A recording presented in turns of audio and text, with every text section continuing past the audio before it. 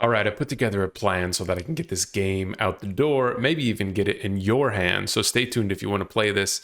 What I did here is I decided that the Unity dot system was a bit more advanced than I was willing to chew on.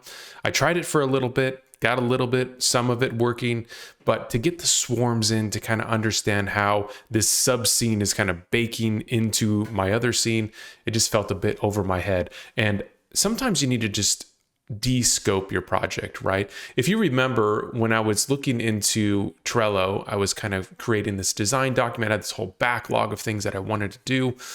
And honestly, it would have taken me a year to get all this done. And so I had to make the decision, do I want to spend a year on this, or do I want to spend maybe the next few weeks, maybe a month, wrap it up, move on to something else, learn something else new.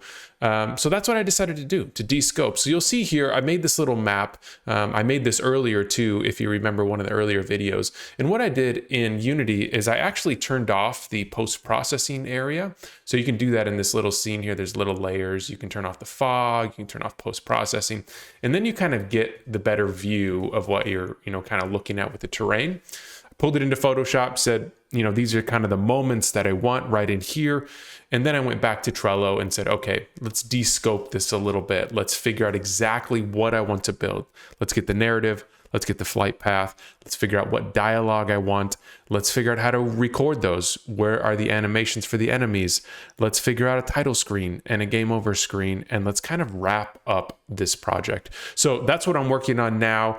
Don't be afraid to de-scope, to reduce scope, and to figure out how you're going to get something out the door. It's always fun to work on new things, but sometimes it's not the best thing to do. So that's what I'm working on. I'll see you tomorrow.